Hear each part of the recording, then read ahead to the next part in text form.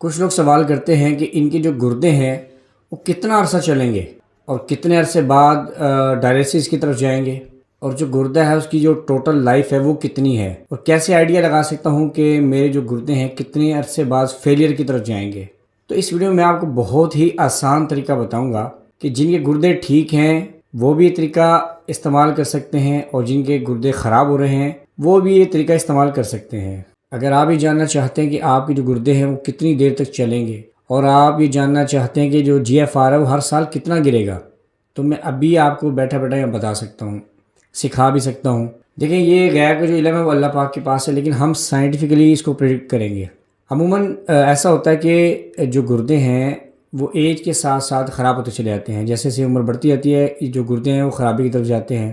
جیسا کہ وقت کے ساتھ ساتھ چہرے پر جھریاں چھائیاں پڑ جاتی ہیں، ایسے ہی جو ہمارے باڈی کے آرگنز ہوتے ہیں جیسے کہ دل ہے، لیور ہے، یہ خرابی کی طرف جاتے رہتے ہیں۔ اگر یہ خراب نہ ہو تو آپ کی جو لائف ہے آپ تو ہمیشہ زندہ رہیں۔ اسی وجہ سے 100 سال سے آگے زندگی نہیں ہوتی، کیونکہ ان آرگنز کی جو لائف ہے وہ اسی حساب سے ہوتی ہے۔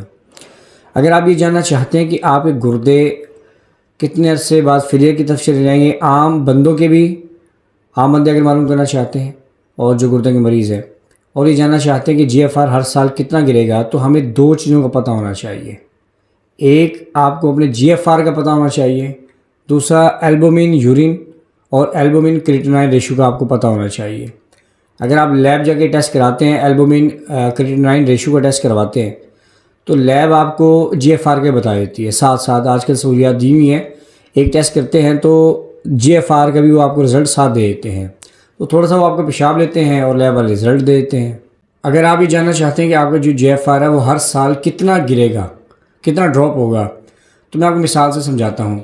اگر آپ کا جو GFR ہے وہ 60 ہے اور آپ کی جو البومن کی جو ریشو ہے وہ لیس دین 30 ہے، 30 سے کم ہے، تو آپ گرین کیٹیگری میں فال کریں گے۔ تو ہم آپ کو جو ہے نا گرین کیٹیگری میں رکھیں گے، تو یہ ایک نارمل ہے۔ اگر جو آپ کی البومن ریشو ہے وہ 30 سے 300 کے درمیان ہے، تو آپ یلو کیٹیگری میں فال کریں گے۔ اور اگر آپ کے البومن جو ریشو ہے وہ 300 سے ابو ہے، زیادہ ہے، تو آپ ریڈ کیٹیگری میں فال کریں گے۔ یہ جو گرین کیٹیگری ہے، گرین کیٹیگری میں وہ لوگ آتے ہیں جن کا جو البومن ہے وہ 30 سے لیس دین ہوتا ہے۔ تو جو یہ لوگ گرین کیٹیگری میں آتے ہیں نارمل پرسن ہے، اگر ان کے پیشاب میں پروٹین بھی نہیں آ رہی تو یہ نارمل ہے۔ تو ان کا جو GFR ہے وہ ہر سال 1 cc یعنی 1% کے حساب سے گرے گا۔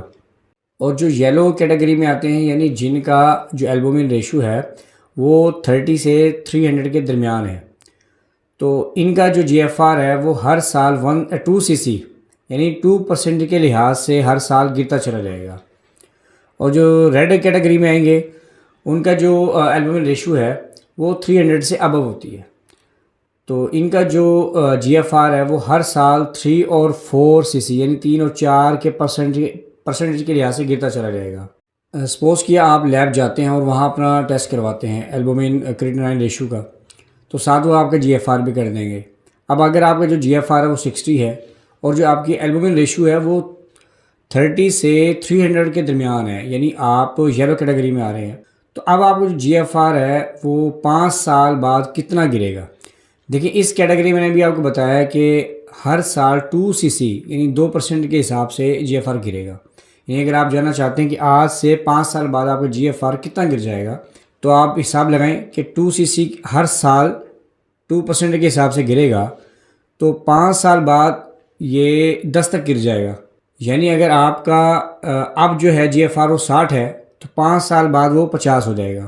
تو کتنا آسان ہے کہ آپ لیب کے صرف 2 ٹیسٹ کی بیس پر یہ پتہ چلا سکتے ہیں کہ 5 سال بعد آپ کا جو GFR ہے وہ کتنا ہوگا، اور یہ آپ آئیڈیا لگا سکتے ہیں کہ 5 سے 10 سال بعد آپ کی جو کڈنی ہے وہ کس پوزیشن میں ہوں گے۔ تو آپ گھر بیٹھے بیٹھے سائنٹیفکلی یہ پریڈکٹ کر سکتے ہیں کہ اگلے 10 سالوں میں جو آپ کے کڈنی ہیں وہ کس پوزیشن میں ہوں گے۔